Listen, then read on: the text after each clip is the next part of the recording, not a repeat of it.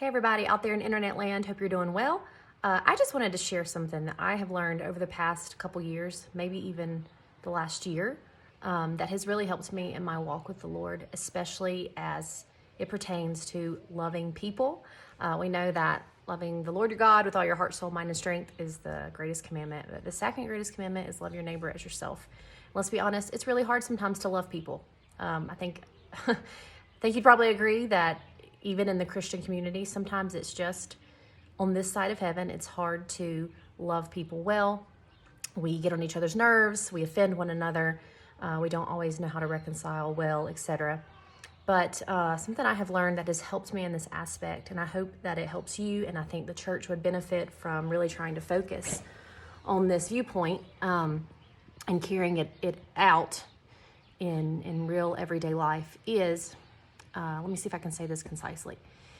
If another Christian has a viewpoint on an issue that, while you may not agree with it, if it is an understandable and acceptable viewpoint that is not in contradiction to the gospel, then it is biblically, it is more important to have unity with that person than to destroy them because of a theological difference.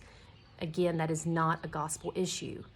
And I think most of us hear me say that, we'll be like, well, yeah, of course. But like, what is a gospel issue? If it's not pertaining to salvation and how we are reconciled to God, then it is not a gospel issue. For example, I don't believe in infant baptism. I don't see that in Scripture. I mean, to me, it seems pretty clear. However, there are many good, godly people that believe in infant baptism, not because they think it removes original sin, because again, that's a gospel issue. Baptism does not remove original sin. But like Presbyterians and Baptists, we can still love one another. We can still fellowship with one another. Probably can't plant a church together because we need to have a similar view on baptism and how we're going to baptize our members. But you know what? I see where they're coming from.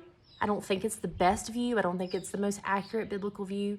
But if they have searched the Scriptures and that is the conviction they're coming to, then it is just not worth destroying each other.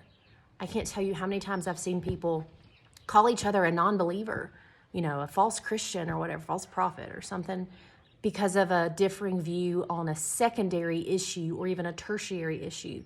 But a primary issue is a gospel issue, again, pertaining to who Jesus is, salvation, how we are made right with God, the nature of man, the nature of God.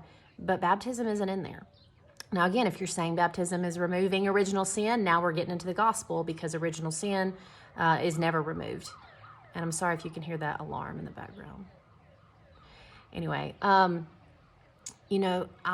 example, the issue of divorce and remarriage, that's a big one. I won't tell you where I stand on that, but I have pretty firm convictions on that. And I think I can back that up with Scripture, but I also have people in my life, good friends of mine, who have studied and prayed and wept and tried to come to a conclusion, and they have come to a different conclusion than me. So I need to ask myself, is their view understandable? And is their view acceptable? Meaning, does it contradict the gospel? Is it a primary issue? No.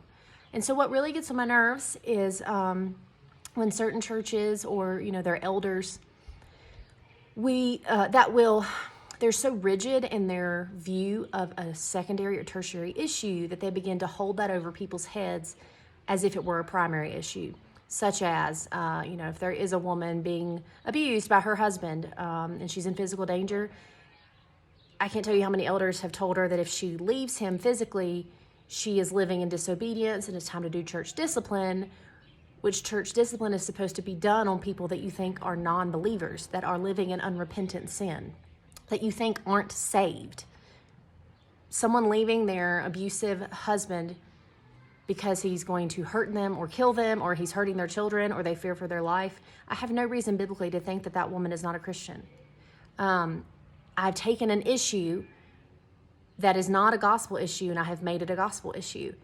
And that just is when you put burdens and heavy yokes on people that Jesus never meant for them to carry. And so all that to say, if it's a view that can be understood, if you see where they're coming from in Scripture, even if you think they're wrong, even if you think it's not the best for you, Scripture is clear that it's way more important in those instances to love one another, to support one another, to spur one another on in good works, and to help us love the Lord better together. And so it's just not worth hurting each other's feelings, profaning the name of Christ, being a bad witness to the world over baptism, or over how someone chooses to raise their children, or, if a woman chooses to leave an abusive marriage, or, I know of an elder at a prominent church in America that told a man he was in sin for making less money than his wife. In sin.